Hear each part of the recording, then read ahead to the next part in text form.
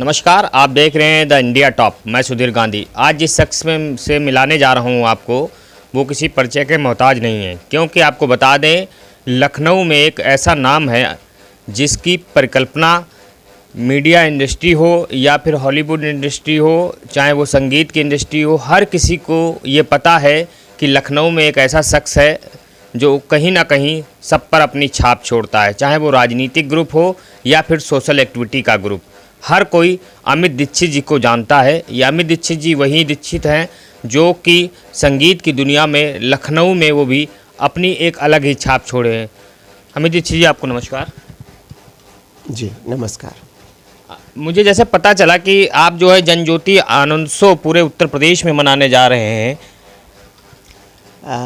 जी, ये विज़न मेरा बहुत पहले का सोचा हुआ है। इसको मैं भारत नेपाल मैत्री संदेश के रूप में कर रहा था, लेकिन किन्हीं कारणों से कोरोना के चलते और नेपाल से कुछ प्रॉब्लम जो अपनी आपस में चल रही हैं, इन सब को देखते हुए मैंने विचार किया कि इसको अभी पोस्टपोन करके मैंने इस यात्रा को जन ज्योति आनंद उत्सव के रूप में मनाया है। और इसमें मैं पूरे प्रदेश से, अपने पूरे उत्तर प्रदेश का भ्रमण करके उन सब की ज्योतियाँ कलेक्ट करके कि उनके नाम की ज्योति प्रभु श्री राम के द्वार पे, उनके दरवाज़े, उनके चरणों में अर्पित की जाए और प्रज्वलित हो। इसके लिए मैंने जन ज्योति आनंदोत्सव किया है। और अब तक रथ यात्राएँ बहुत हुई हैं। मैं उन सब रथ यात्राओं को कुछ नहीं कहता, वो सब हमारे अग्रज बड़े लोग थे, उनका नाम लेना भी मेरे लिए बहुत छोटा हूँ मैं उनसे, सभी लोगों से। लेकिन मैंने ये सोचा कि राजनीतिक रथ यात्राएँ बहुत हुई हैं, बहुत तरह की रथ यात्राएँ ऐसी हुई हैं, कुछ ऐसा किया जाए जो अपनी धर्म, संस्कृति, आचरण, संस्कार, परंपराओं को आगे बढ़ाए।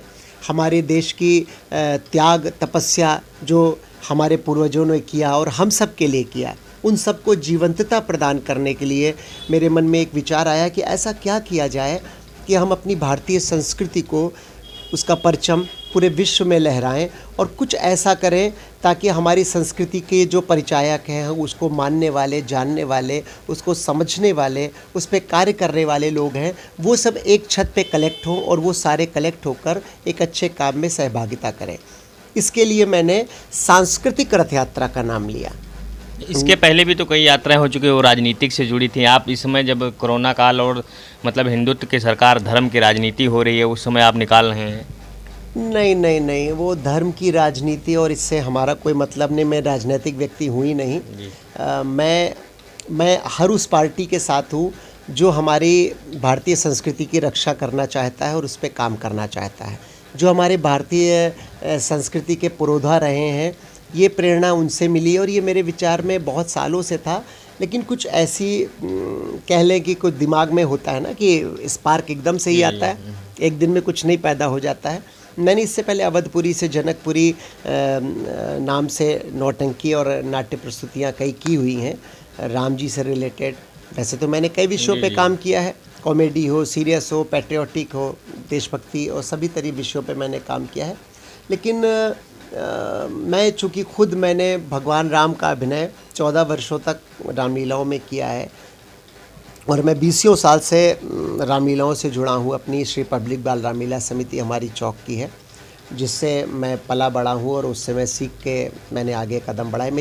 मेरा पहला स्कूल वो था जिससे मैंने पाया, सीखा। और मेरी पहली गुरु मेरी माँ है, जिनके आशीर्वाद से आज मैं जो कुछ कर पा रहा हूँ, ये मेरी माता जी का आशीर्वाद है। उन्होंने बहुत स्नेह प्यार दिया है।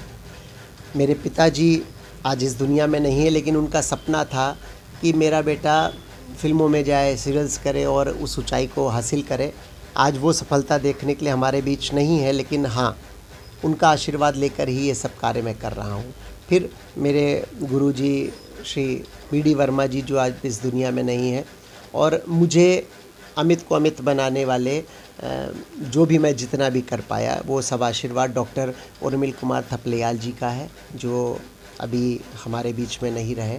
हमारे अग्रज, हमारे गुरु, हमारे प्रणेता थे वो, उन्होंने हमें काफ़ी बढ़ाया है। और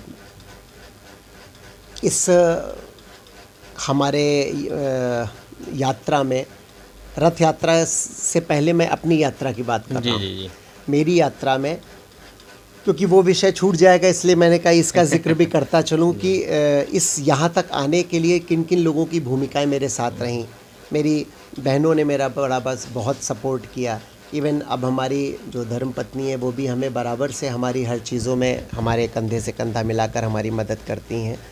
और मैं बड़ा लकी रहा हूँ इस चीज़ के लिए, चाहे वो कांग्रेस हो, चाहे सपा हो, चाहे बसपा हो, चाहे वो सभी हमारे बड़े हैं, सभी हमारे अग्रज हैं। मैं तो सबसे छोटा हूँ। मैं तो हर एक के द्वारे जाऊँगा कि प्रभु श्री राम की ज्योति आ रही है, आप सब इस ज्योति को नमन करें।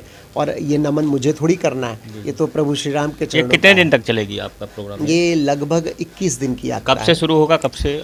ये अभी जो मेरा फाइनल वो है, मैं दशहरा से इसको स्टार्ट करना चाहता हूँ 15 अक्टूबर से, और दिवाली को 11 लाख दियों के साथ इसका समापन मैं अयोध्या जी में करूँगा।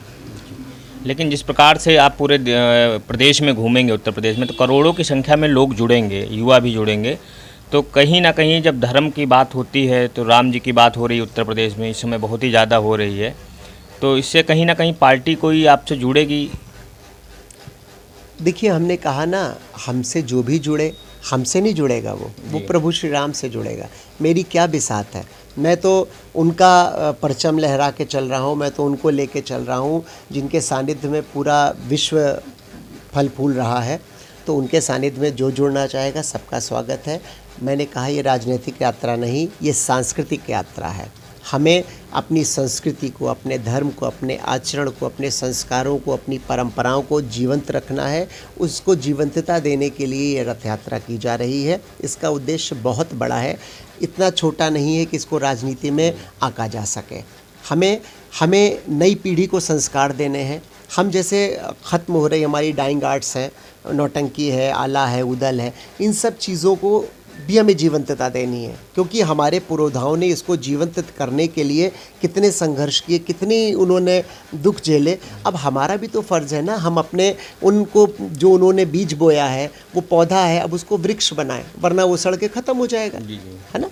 तो हमें तो नई पीढ़ी को ये संदेश भी देना है कि भैया आपकी अपनी जड़ें हैं, मजबूत कर लोगे तो आप मजबूत हो जाओगे। अगर इन जड़ों को आप ख़राब कर दोगे तो आप खुद ख़त्म हो जाओगे। आगे आने वाली पीढ़ी को आप क्या दोगे। मैं इसको संस्कारों से जोड़ता हूँ कि अगर हमें, जैसे हमारे अपने माँ बाप को हमें संस्कार उन्होंने हमें दिए, हमें उन परंपराओं को आगे बढ़ाना है, ना कि उसको ख़त्म कर देना है। यही तो भारतीय संस्कृति है और यही सांस्कृतिक रथ यात्रा का मूल उद्देश्य है। तो ये थे हमारे साथ अमित दीक्षित जी। हम इनकी रथ यात्रा को लेकर हर पल जो है अपने द इंडिया टॉप चैनल के माध्यम से आपको रूबरू कराते रहेंगे। फिलहाल आप हमारे चैनल को सब्सक्राइब करें, शेयर करें, हमारे फेसबुक पेज को लाइक करें।